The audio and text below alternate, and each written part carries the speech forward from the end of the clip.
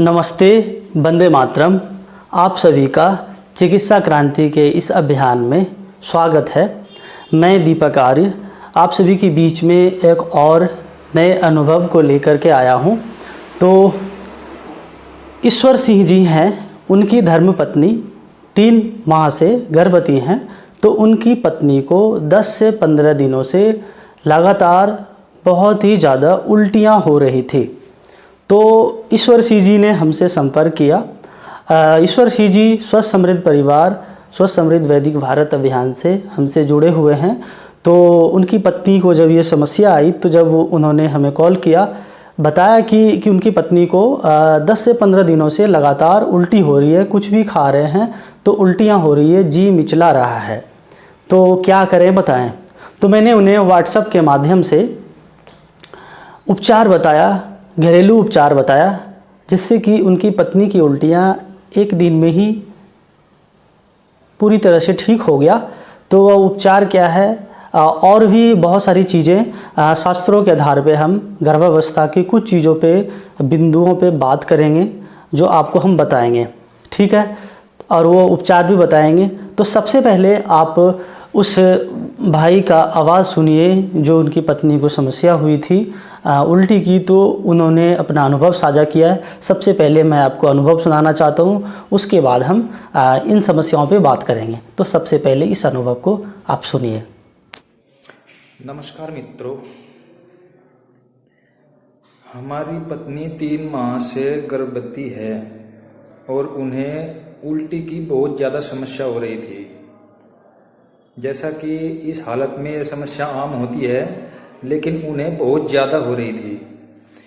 इस समस्या का समाधान के लिए हमने दीपक जी से बात की और उन्होंने इसका उपाय बताया कि 1 चम्मच जीरा 1 गिलास पानी में अच्छी तरह से उबालकर दिन में 3 बार पिलाएं। हमने ऐसा ही किया और हमें एक ही दिन में पूर्ण रूप से आराम मिला। दीपक जी का बहुत बहुत धन्यवाद। इस भाई का क्या अनुभव रहा, मैं इसलिए अनुभव सुनाता हूँ जिससे कि आपको एक बल मिले, एक भरोसा हो कि हमारा जो आयुर्वेद है, हमारा जो घरेलू चिकित्सा पद्धति है, उसके ज़रिए हम अपनी समस्याओं का निदान कर सकते हैं। तो आज हम उपचार आपको बताएंगे और हम थोड़ा बात करेंगे अष्टांग हृदयम के शरीर स्थान के गर्भावक्रांति शरीर अध्याय के आधार पे गर्भावस्था में किन किन बातों के बारे में ध्यान रखना चाहिए, कुछ बातें बताऊंगा, ठीक है, जिससे कि आप गर्भावस्था में क्या होता है उसके बारे में थोड़ा सा आप जानेंगे। तो हमारे पास पुस्तक है, ये पुस्तक है अष्टांग हृदयम, आप देख सकते हैं अष्टांग हृदयम, ठीक है। अष्टांग हृदयम में एक अध्याय आता है शरीर स्थानम, शरीर स्थानम अध्याय है। शरीर स्थानम में आप देख सकते हैं शरीर स्थानम है, ठीक है।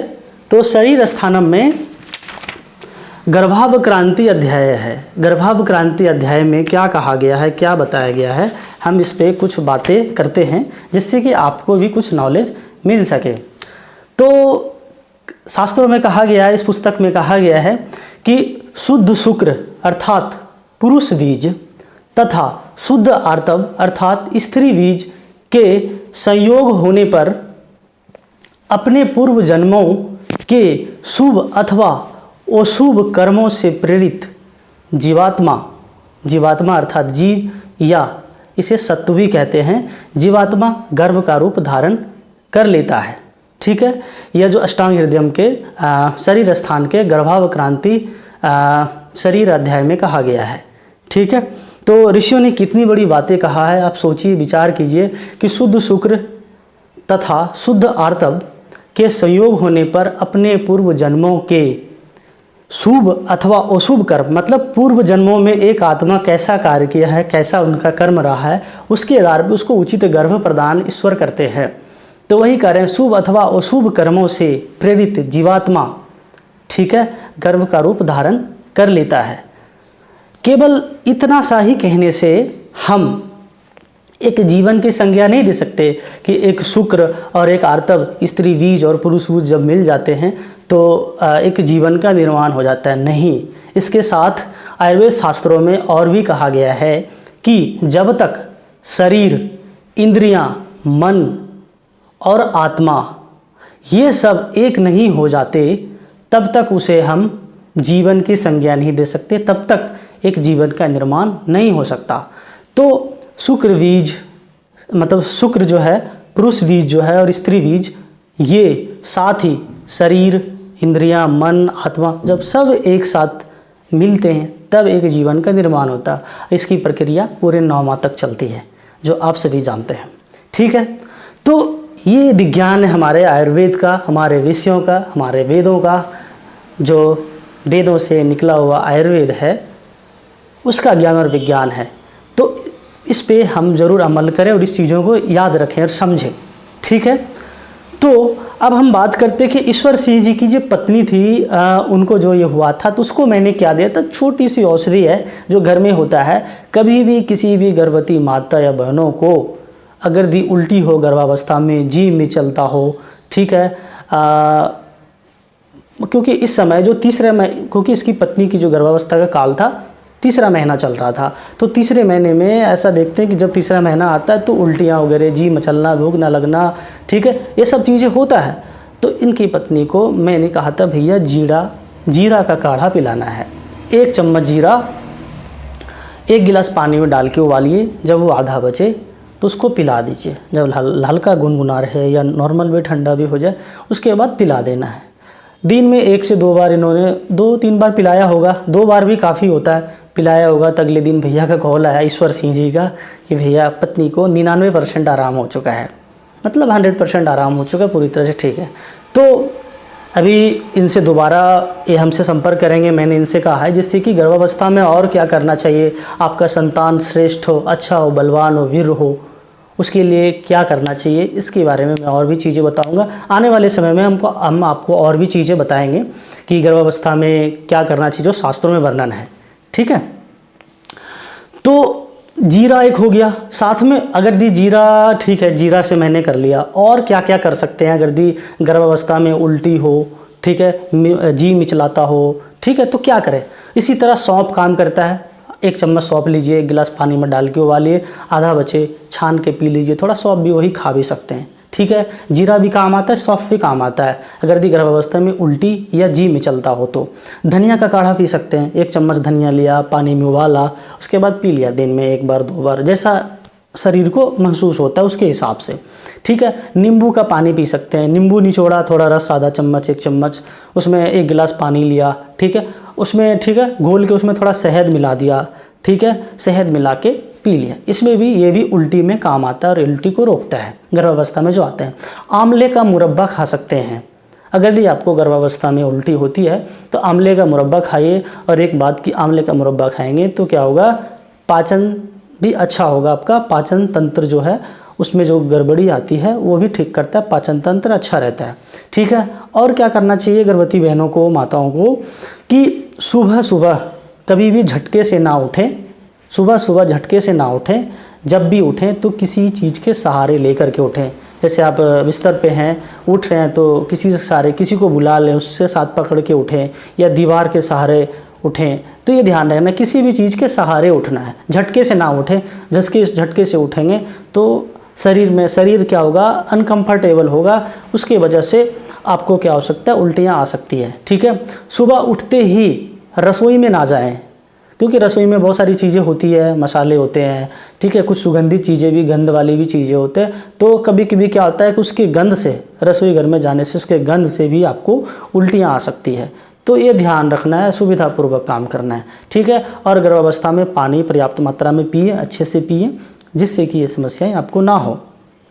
ठीक है, तो ये सारी चीज़ें हैं। और अष्टांग हृदयम के इसी गर्भावक्रांति शरीर अध्याय में क्या कहा गया है कि गर्भवती को किस तरह की चीज़ें खिलाना चाहिए जिससे कि उसके संतान अच्छी हो, गर्भावस्था में जो समस्या आती है, गर्भ भी मजबूत हो और संतान भी अच्छा हो। उसके लिए क्या करना चाहिए, गर्भवती को आहार के रूप में, जिसके घर में देसी गाय होगा वही कर सकते हैं, तो घर में देसी गाय लाइए। ठीक है, तो गर्भवती को आहार के रूप में देसी गाय का दूध का बना मक्खन, मक्खन जो बनता है, मक्खन खिलाना चाहिए, घी खिलाना चाहिए देशी गाय का, बिलोने वाले, हाथ से जो बिलोते हैं, ठीक है, बिलोने वाले घी, उसका दूध खिलाना चाहिए। ये सभी सौम्य पदार्थ हैं, सभी सौम्य हैं, कोई भी गर्म नहीं है, सौम्य है ना, ठीक है। तो सौम्य पदार्थों का सेवन करना चाहिए और इसी को सात्विक आहार भी कहते हैं, ठीक है। बाकी और भी चीज़ें हैं, साग हैं, सब्जियां हैं, वो खाना है।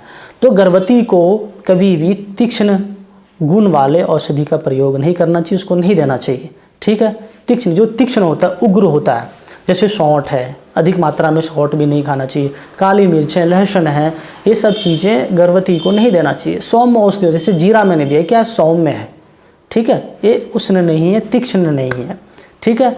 उसी तरह जो एलोपैथिक दवाइयाँ हैं, ये गर्म होती हैं और गर्भावस्था में नहीं खाना चाहिए। आप प्राकृतिक चीज़ों का सेवन करें, वो आपके संतान के लिए अच्छा है, जिससे कि आप, जो हमारे ऋषियों ने कहा है, ठीक है, ऋषियों ने जो सिद्धांत, आयुर्वेद में जो सिद्धांत दिया है, गर्भावस्था में गर्भधान से लेकर के जो कि प्रसव तक, प्रसव के बाद भी बच्चे जो पलते हैं, वो सारी प्रक्रियाएं होती है।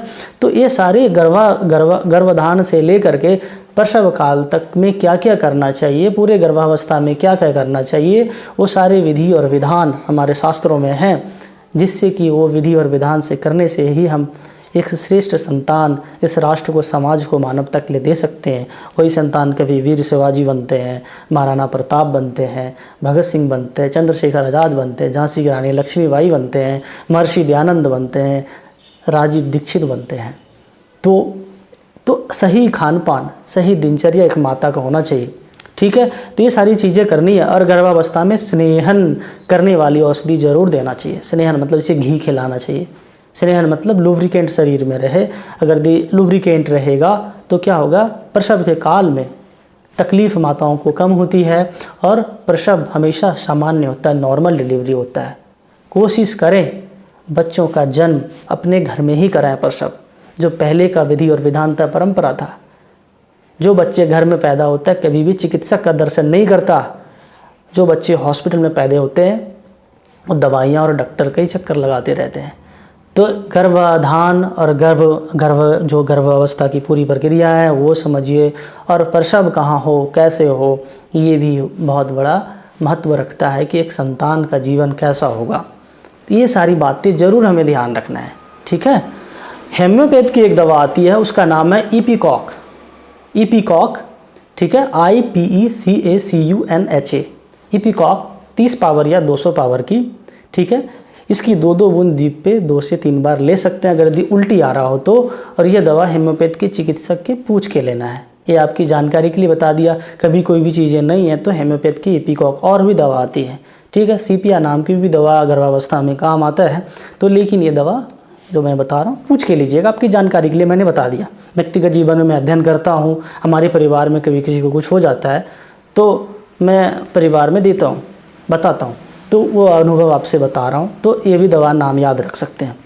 और क्या कहा जाता है कि अक्सर जो तीसरे महीने में उल्टी होता है, जो मैंने आपको बताया, गर्भावस्था में उल्टी, आज के आधुनिक विज्ञान के आधार पे ऐसा कहते हैं कि हार्मोन्स का जब बदलाव होता है शरीर में, गर्भावस्था में हार्मोन्स का बहुत ज़्यादा बदलाव होता है, जिसके कारण से गर्भवती को उल्टी आती है, ठीक है। पेट में एसिडिटी या गैस बन जाए तो इसके कारण से भी गर्भवती को उल्टी होती है। ज़्यादा थकान होना, शरीर में कमजोरी लगना, इसके कारण से भी होता है, ठीक है। तनाव लेने से होता है और आनुवांशिक कारण से भी होता है। मान लीजिए जो बहन गर्भवती, अगर उसकी माँ को भी गर्भावस्था में उल्टी होता था तो इनको भी हो सकता है। ज़्यादा उम्र में गर्भवती होना, अगर ज़्यादा उम्र में अगर गर्भवती बनती है कोई बहनें या माता, जैसे 30 से ज़्यादा उम्र में, तो उनको ऐसी समस्याएं होती है, ऐसा कहा जाता है, ठीक है। तो ये सारी समस्याएं हैं जो मैंने आपसे साझा किया कि गर्भावस्था में क्या करना चाहिए। गर्भावस्था में और भी सारी चीज़ें हैं, तो नेक्स्ट वीडियो में मैं आपको कुछ और भी चीज़ें बताऊँगा शास्त्रों के आधार पर, ठीक है, जिससे कि एक गर्भावस्था में क्या क्या खाना चाहिए, ठीक है। गर्भावस्था में कैल्शियम की कमियां हो जाती है। जैसे कैल्शियम की कमी हो जाता है तो अगर जिनको पथरी नहीं बनता हो तो 1 गेहूं के दाने के बराबर चूना 1 गिलास अनार के जूस में मिला के प्रतिदिन दिन में 1 बार शाम से पहले पीना चाहिए, सुबह सुबह पी लें, ठीक है।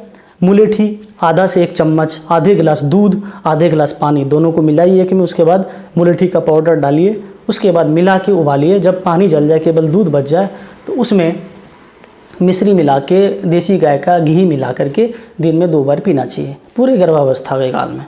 इससे संतान अच्छे होते हैं, श्रेष्ठ होते हैं, मजबूत होते हैं और अच्छे बुद्धि वाले होते हैं और वीर होते हैं। ठीक है, तो बहुत सारी चीज़ें हैं, आने वाले समय में आपसे बात करेंगे। तो सभी मातृशक्ति, सभी बहनों, सभी माताओं को मेरा बंधन प्रार्थना है कि इन चीज़ों को सुनिए और अपने परिवार में लोगों को बांटिए और अपने जीवन में इसे उतारिए। अगर दी मुझसे बताए गए चीज़ों में कोई त्रुटियां रह गई हो तो हमें क्षमा प्रदान कीजिएगा और हमें मार्गदर्शन कीजिएगा, जिससे कि आने वाले समय में आपको और मैं बेहतर जानकारी देने की कोशिश कर सकूँ। तो आप सभी को नमस्ते, वंदे मातरम।